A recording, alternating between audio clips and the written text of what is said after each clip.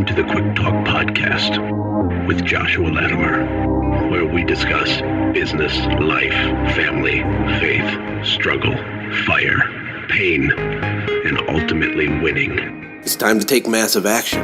Look, I can't work harder on your life or business than you do. It's ultimately all on you. You know, God created all the food the birds would ever need, but he doesn't put it in their nest. You've got to go get it. 10 out of 10 people die. So how about doing something today that actually matters while you still can? Hey everybody, Josh here. Welcome to the Quick Talk Podcast. Man, can you believe it's day 2?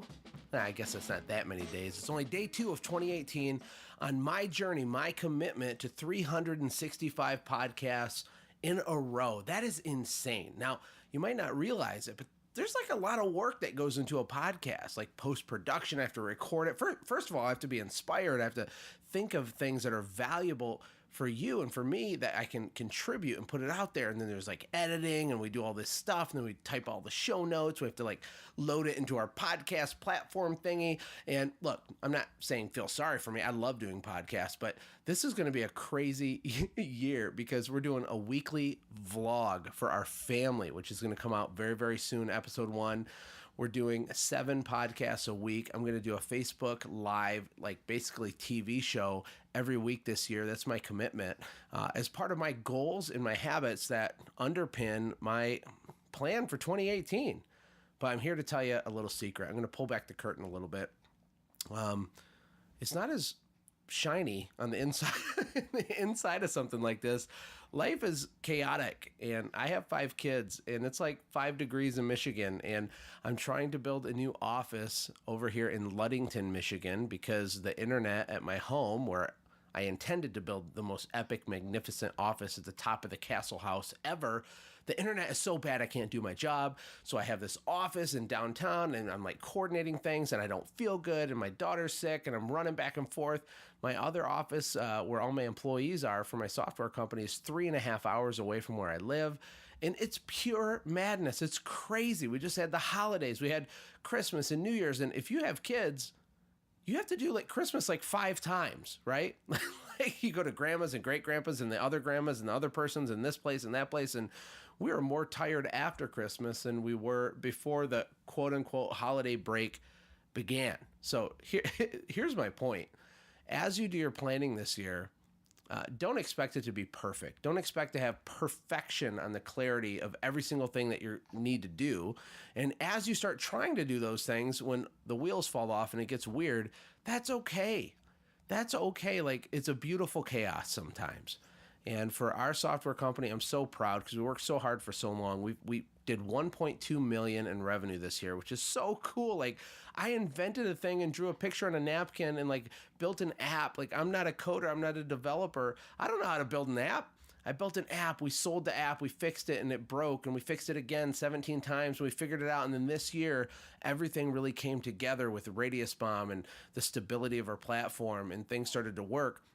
But in the midst of that, I don't really know how it looks on the outside from your guys' perspective, but it was messy and it wasn't perfect. And at home with my home life, it was messy and not perfect too. We had a lot of crazy stuff, and I'm excited to announce that I'm joined by my beautiful high school sweetheart, the girl that I saw when I was a quarterback of the football team, when I walked up to her locker and slammed my hand on the locker like this. Ready? Visualize this. Whoosh. That's me slapping my hand on the locker. When I walked up to her and said, "Hey, how you doing?" And she looked at me like I was nuts, right? That girl, my wife, the mother of my 5 kids, the smartest person in our relationship. Ashlee, how are you? I'm doing good. I'm glad that you remember that moment very epically. I don't remember it as epically as you do. Oh, I remember it like crystal clear, ridiculously epic because, well, I wanted to throw up. I was so nervous. But hey, that was, 15 and a half years ago, right? Well, actually, it was longer than that, but I'll give you some grace on that. That's how long we've been married. Oh, that's true. Yeah, I was just looking at the marriage. Man, that was bad. That was bad. We did date for a few years, but we got married at 20. Where did we live when we first got married, Ash? We lived in a trailer park. It was a double wide, though, so we felt like we were a pretty classy bunch. there are good memories. We were poorer than poor, but we had some great memories. We loved to go to Walmart and buy DVDs. I don't know why. I'm kind of embarrassed by this, but we had like this rack, like this $12 Walmart DVD rack that you like buy in a box put together.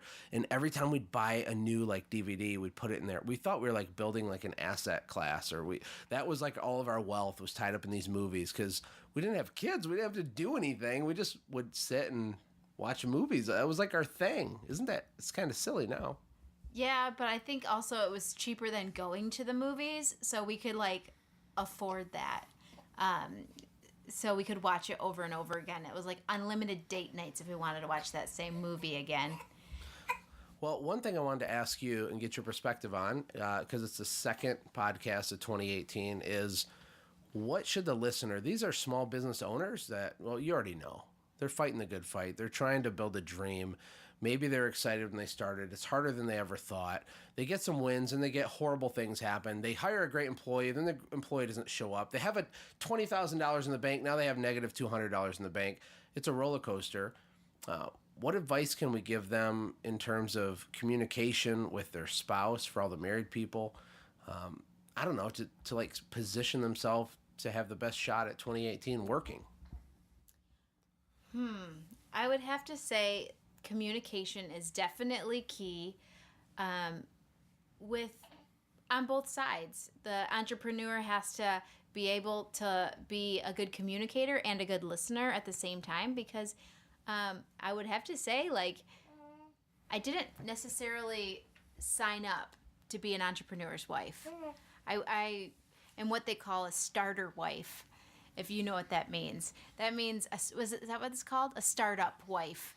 And, you know, entrepreneurs get kind of a bad rap. I mean, they're very inspirational at times, but when they're down, it's hard. So you have to be, oh man, there's like a whole novel I could write. I can't tell you all of them.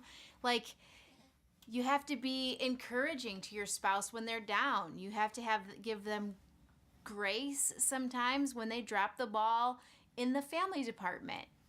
As a mother, sometimes you have to, help on days that don't go the way you think they're going to go. Dad might not come home for dinner that night, and you can't lose your cool.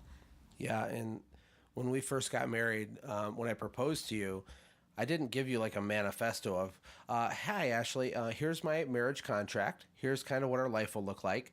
We're going to do the ring thing. We're going to have a wedding. And then I'm going to spend every penny we have and more than we have investing in harebrained ideas over and over and over and over and over.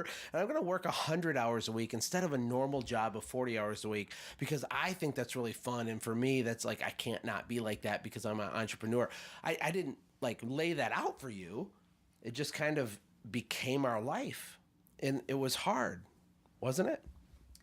Oh, being an entrepreneur's wife is so hard. And I think the hard part is not very many people understand the spouse side of it. And so it's even harder because it's hard to find mentors who have been where you've been before. And so it feels sometimes hopeless, and you don't have anybody to turn to that's like a good ear to really bounce stuff off of. Well, and not all advice is created equal. No. Right? I mean, there's a difference between someone's opinion and someone giving you counsel or giving you advice. If you are the wife of an entrepreneur or the husband to an entrepreneur, if your wife is the one running the business and is a maniac like I am, you got to be really careful where you get opinions and advice from, because people don't understand. This is a totally different type of lifestyle, isn't it? It's a completely different lifestyle. And if you let some people's opinions get in your head, you can kind of fantasize about it. I have been known to sit and wash dishes and fantasize what a normal, quote unquote, life would be. And if you go down that rabbit hole and you let your mind go there, it's not cute. It's not pretty. So you have to really be focused and really remind yourself why you're doing what you're doing. And it's really tough, but it's really worth it. That's what I say all the time. What is the thing I always tell our kids, Ash? Well, you tell them lots of things. About being worth it. It doesn't matter. It doesn't matter how hard it is, as long as it's worth it. It doesn't matter the sacrifices, but if it's worth it. Yeah, think about that. Who cares if it's hard? Who cares if it's hard? Cry me a river. If you want the outcome that you're seeking, if you really want it so bad your stomach hurts, who cares if it's hard? That shouldn't even be part of the conversation. But what should be part of the conversation is making sure that your spouse is in agreement that it's worth it. And one thing I've dropped the ball on continuously over and over along the years is not communicating, like Ashlee said early on, communication, articulating, sharing, casting, and explaining the vision for what you think your life for your family should look like to your wife, to your spouse. They have to be on board. If they're not on board, it's a nuclear bomb waiting to happen. And Ash, you were telling me earlier about a Forbes article that you read regarding entrepreneurs and divorce. What was that all about? The divorce rate, I was just reading that the divorce rate for entrepreneurs is higher than the national average, like 7 to 10 points, they think.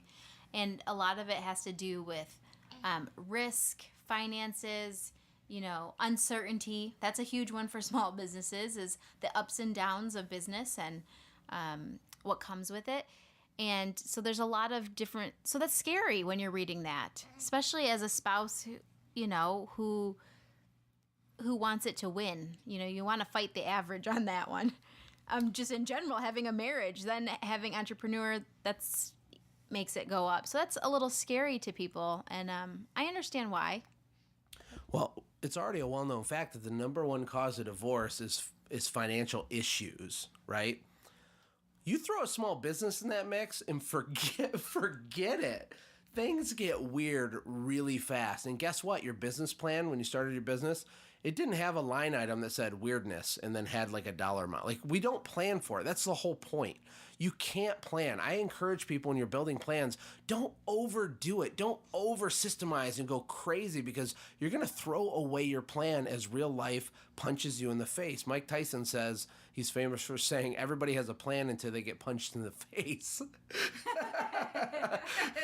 It's so true. Like, you look, it's the 2nd of January for 2018. I hate to time stamp the podcast, but that's what it is. And you're going to build a plan. You're going to get excited. You're going to fantasize and daydream about all the grandeur and the glory and all the riches you're going to harvest next year. And that's not bad. But everybody has a plan until they get punched in the face. So how do you build a plan that's, as realistic as possible, but also pushes you?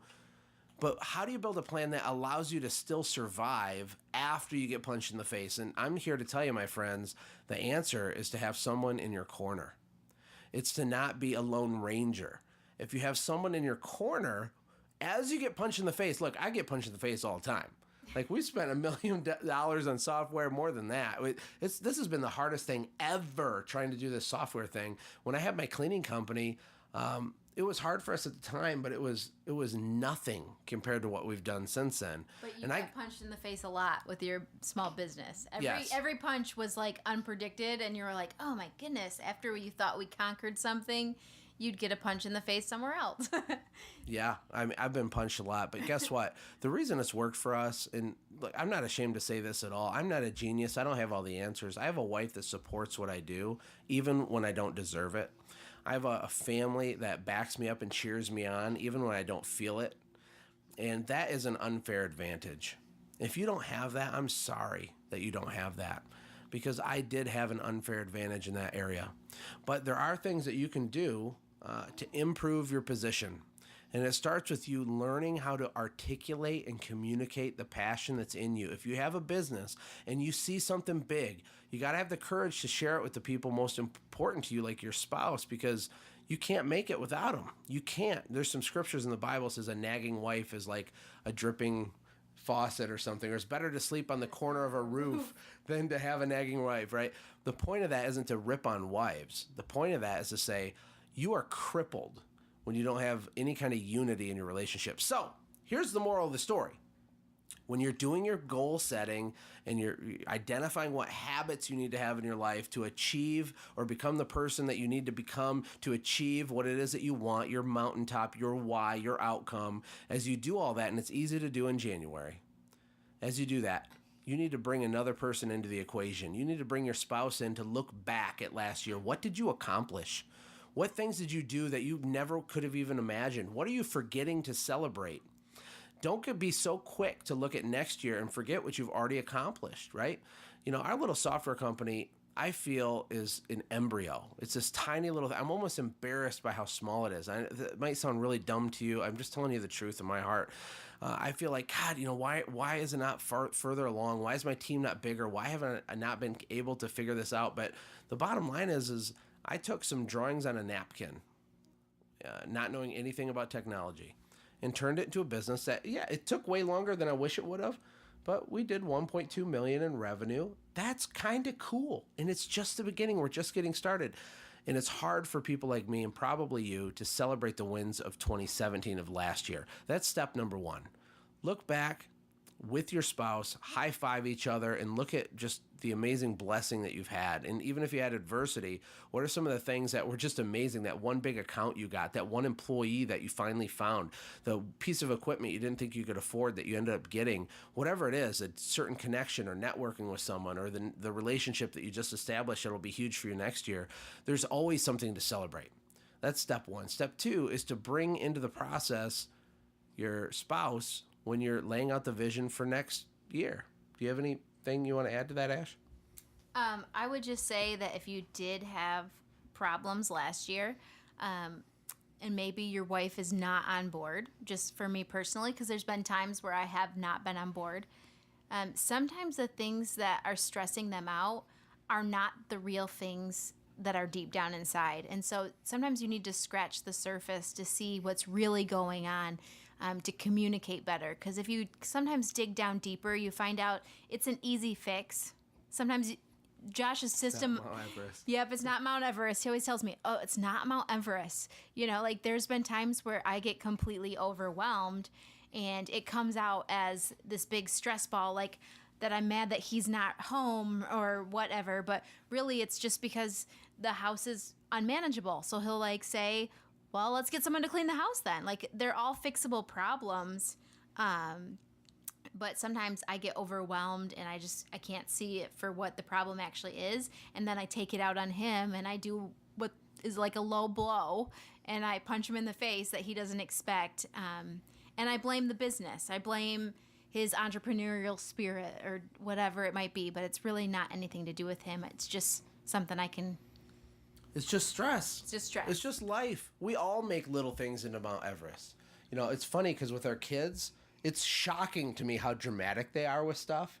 It's like my middle son will walk down the stairs and it looks like the earth has just crashed into the sun and our entire solar system is moments away from imploding and collapsing into one giant dying star. And I'm like, what's wrong? He's like, Sawyer said that I was mean. He's like, oh, my little brother said I'm mean. It's like, okay, cool. Like we can deal with that. Let's move over into the realm of logic. It's not Mount Everest. I say that to my kids, my wife. It's one of my cheesy dad sayings at this point, but it's true. It's not Mount Everest. And if you have a team established with your spouse, it gets easier because look, I'm like the biggest baby in the world. Like if I get sick, okay. He gets the man Don't flu. kill me on the podcast, but I mean, tell the truth. What am I like when I get sick? He gets the man flu. He gets the worst flu that's ever been the flu. He gets it worse than anybody's ever had it. When he gets a cold, it's the worst he's ever had it. He needs a lot of sympathy. It's just the man flu. Come on. No, it's just because I actually did get the worst strain of flu that is possible. I'm just telling you. It does lay you out, though. It does. I mean, he does have... No, you don't have to defend me. I'm a big baby when I get sick. But it's not Mount Everest. Everything has a solution, but it's very hard to do these things on your own. I was on Facebook with Keith Kalfas last night, was doing this gigantic Facebook Live talking about all kinds of stuff. And I clicked on it like an hour in, and he invited me on. So I went on there. I'm standing in the cold, like 5 degrees or 10 degrees outside, talking to him. And we're talking. He's like, what's your key to success, Josh? And the bottom line is you got to have a team. And a team isn't just your employees. A team is your family. You need your children and your spouse on board. Why in the world would you not lay out where you're going and why you're going there to the people that mean more than anything, at least you claim they mean more than anything? Why would you not talk about that stuff at dinner? Why is that not part of your family story? Why do your kids not know what you're trying to do with the business this year and why you're trying to do it? That's crazy to me. And the obvious part of your team is your staff. Why don't they know? How do you articulate and communicate things? Look, and you don't do it one time, you do it over and over and over and over and over and over as a lifestyle, as a habit. Communication is an ongoing verb. It's not an event. It's not a one-time thing, because you got to remind everybody, because we all forget, including ourselves. So we're at 20 minutes. I feel like I'm rambling. We were only going to do 10. We're going to do 10 minutes of awesome passion, but we're full of more than 10 minutes of passion. We can't help it. I think it's encouraging to, like, some people might have a hard time figuring out what really went great. Maybe they had a hard year. And sometimes that's really depressing, especially going into your next year saying, oh, can I do it again? Can I do it another season? Because, winter depression is a real big thing. And I would say, for remembering what that feels like in your window cleaning business, hang on. You survived. That's the win right there. You survived. Good. You survived. You won because you're still alive. You're still kicking and you're ready to do it again. Brush off your boots or whatever it is. Brush everything off and let's do it again. Oh, that is so good. You inspired me. Here's the problem with the internet is that we live in real life. All of us actually live in real life. But when you go online, you go to Facebook, what you're doing is you're comparing your messy, screwed up, non-perfect, sometimes embarrassing life that you know is reality for yourself. You're comparing that to other people's highlight reels. I want to say that again because this is profound. Stop comparing your real life with other people's highlight reels. And I don't mean to do this, but I do it because I create content and make videos and I do podcasts. Of course, I'm always bringing my A game. I'm trying to be positive. I'm on here trying to inspire you. We're talking about great things and, oh, look what I did. And all you got to do is systemize your business and you can have $1 bajillion. Well, it's not really actually like that. Like there's a bigger conversation around that. And like Ashlee just said, sometimes surviving and not stopping is the biggest win you'll ever have in your life. Sometimes not getting that corporate job and giving it one more season because you believe in yourself is a bigger win than a company that goes from 1.5 to 2.2 million. Who cares about that? It's infinitely harder for the little guy who's struggling, whose family's beating him up, saying, you clean things? Oh, you have a service company? That's cute. Why don't you get a real job? When are you going to wake up? When are you going to come back to reality? Gosh, don't you love your kids? Aren't you going to get a real job? Flush all that garbage down the toilet. And if you have the courage to keep going, then that's your win. And if you can't celebrate with a steak dinner because you have no money, celebrate with a Twinkie dinner. That'd be fun. But still, get your family around and say, we're having Twinkies tonight to commemorate a year of pain and to commemorate the fact that I'm not stopping. I'm going to educate myself. I'm going to improve myself, and I'm going to become the person I need to be to have what it is that this family wants, period. You think your kids are going to beat you up for that, or are they going to jump on you and climb on you and give you noogies and say you're the greatest dad ever? What do you think? I think that's awesome. And I think also, same with marriage. You're still married. Maybe your marriage wasn't a great last year. You're still married, so you can dust it off. And maybe there are people that did get divorced or whatever. And I don't know. I just feel like you said, the internet can really portray certain things. And we just had this awesome AGSX event in October. It was amazing. And Josh and I did a relationship and business conference, and it wasn't anything fancy. It was just us talking about it. And we're not marriage experts. This is what we said. We just are experts at not giving up. And so this year, my hope and my prayer is that as entrepreneurs and as entrepreneur spouses, you won't give up. You'll hang in there and you'll fight. Fight to win. Perfectly said. I have nothing better than that to add. Listen, guys, if you want to do me a solid and give me a digital high five, go to iTunes, give me a 5-star review. I really, really, really want to get to 250 5-star reviews by the end of the year. It's kind of a big goal because it's annoying to give reviews, but if you're getting value out of this, can you push pause in your life for like 93 seconds and make that happen for me? I would be so grateful. Also, if you're interested in learning how to dominate your local market and become a nightmare to compete with, you got to check out Send Gym. Send Gym is the software company I'm talking about. It's my passion. I started it out of a need for myself, and I've been building it, and we've been helping thousands of companies all over the United States. It's unbelievable. You got to check it out. Go to sendgym.com. Check it out. Guys, I love you all. Have a great day and a great 2018. God bless. Take care. Talk to you soon. Hey, thanks for hanging out, friends. And from all of us here at the Quick Talk Podcast team, we hope you loved today's show. We hope that you were inspired to become a doer and not just a listener. Apply what you've heard today in your own business and watch things change for the better. Lastly, remember that all the money in the world can't save your soul. Seek first the kingdom of God, my friends. We'll see you next time. For more information about the Quick Talk Podcast or Joshua's other businesses, visit our website, quicktalkpodcast.com. Have a blessed day.